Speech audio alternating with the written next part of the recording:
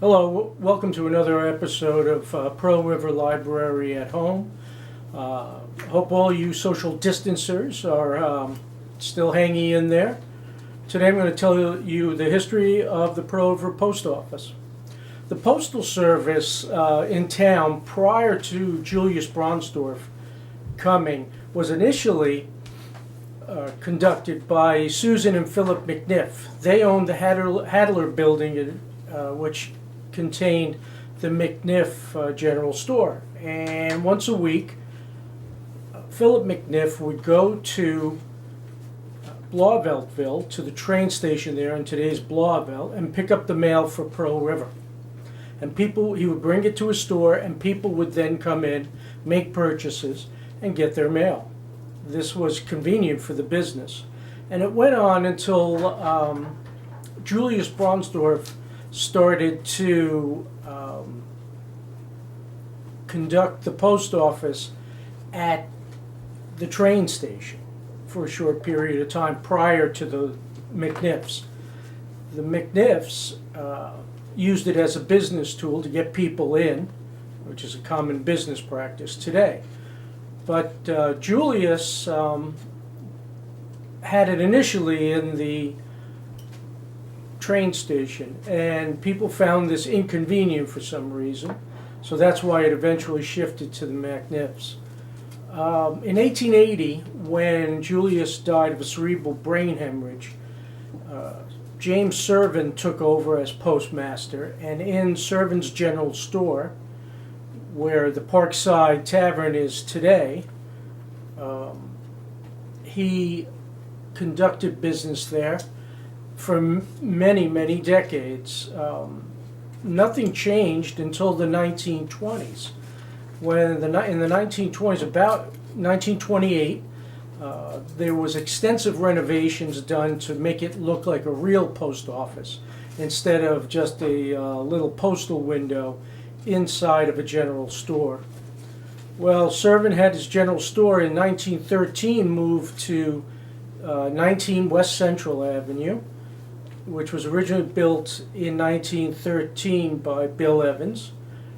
And the post office was being run out of that building for about 20 some odd years, almost 30 years. Then, during the Depression, to create jobs and that sort of thing for local folks, the U.S. government announced that they were going to pay $10,000 for a plot of land anywhere in Pearl River that could be sold. Well, this started a huge rush, and of course everybody was offering bids of more than $10,000. First, Lulu Edsel Servin offered where the Colin Comfort building was at 19 West Central Avenue, but she wanted $15,000, and that site was turned down. Then, the children of Charles Bader, where the Bader Hotel was, where the current post office is today, had been torn down, and one of the Mitras family were running a garage and gas station there. I never knew that. I've lived here almost all my life, and I never knew that there was a garage there. Well, that parcel was being offered up, along with the land between Ridge, South William,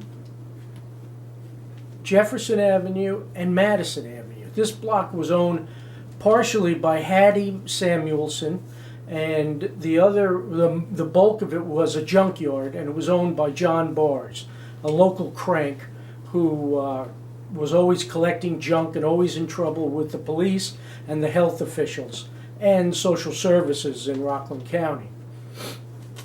He was asking $25,000 along with Samuelson, but this was also turned down. So what had happened was the government decided to go with the plot that was owned by the descendants of Charles Bader, where the hotel was, and it was purchased for an undisclosed amount. Now they also needed an architect, and we had a local architect who lived where Mel's Army and Navy is. The Aycock family, there were four of them. There were Fred Aycock was an architect of bank buildings. And if you look today, that's why the Pearl River Post Office has no real flair to it. It's built like a bank, small bank building. They built it out of bricks. The government paid $10,000 for it. And in 1934, they broke ground.